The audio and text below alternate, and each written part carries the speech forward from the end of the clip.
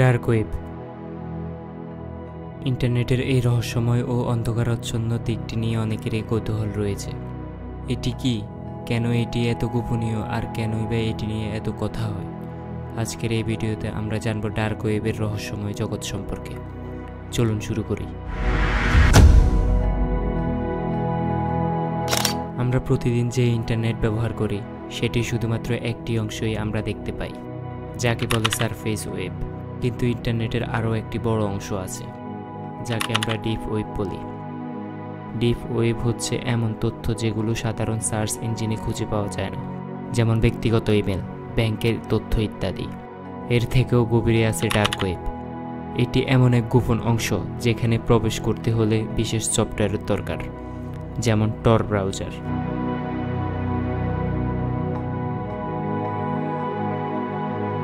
উনিশশো 90-এর দশকে যখন ইন্টারনেট তার শৈশবকাল পার করছে, তখনই টর ব্রাউজার ও অনুরূপ প্রযুক্তির আবির্ভাব ঘটে, যা ডার্ক ওয়েবকে জনপ্রিয় করে তোলে।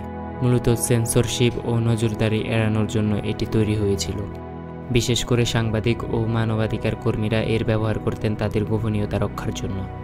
কিন্তু সময়ের সাথে সাথে এটি অপরাধ জগতের একটি গুরুত্বপূর্ণ অংশ হয়ে ওঠে। যদিও ডার্ক ওয়েব শুনলেই সবার মাথায় অপরাধের ছবি বেশি আসে, কিন্তু এর কিছু বৈধ ব্যবহারও রয়েছে।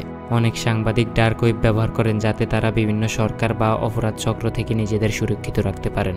সেন্সরশিপ কঠোর এমন দেশগুলোতে মানুষ ডার্ক ওয়েবের মাধ্যমে তাদের মত প্রকাশ করতে পারে। এমনকি নির্যাতিত জনগোষ্ঠী তাদের কণ্ঠস্বর পৌঁছে দিতে এই মাধ্যম ব্যবহার করে।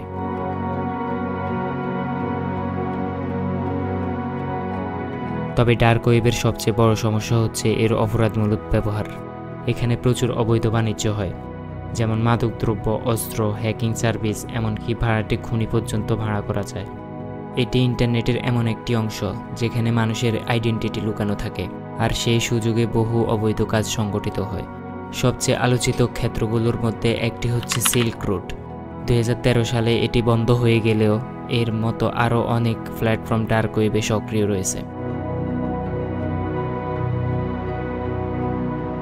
ডার্ক ওয়েবের অপরাধমূলক দিকগুলো নিয়ন্ত্রণ করার জন্য বিভিন্ন দেশের আইন শৃঙ্খলা রক্ষাকারী বাহিনী প্রচুর চেষ্টা করেছে।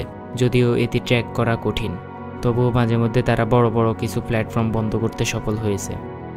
যেমন সিল্ক রোড বন্ধ করার পর এর স্রষ্টা রোজ আলব্রিটকে গ্রেপ্তার করা হয় এবং তাকে যাবজ্জীবন কারাদণ্ড দেওয়া হয়।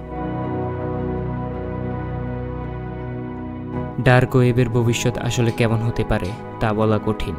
প্রযুক্তির উন্নতি যত হবে ততই ডার্ক ওয়েবের কার্যক্রম জটিল হবে। তবে এর সাথে যুক্ত থাকবে গোপনীয়তা এবং সুরক্ষা নিয়ে প্রশ্ন। এটি হয়তো অবৈধ কাজের আড়াল হয়ে থাকতে পারে, আবার অনেক বৈধ প্রয়োজনে ব্যবহারও হতে পারে, কিন্তু এর সবটাই নির্ভর করছে এর ব্যবহারকারীদের উপর।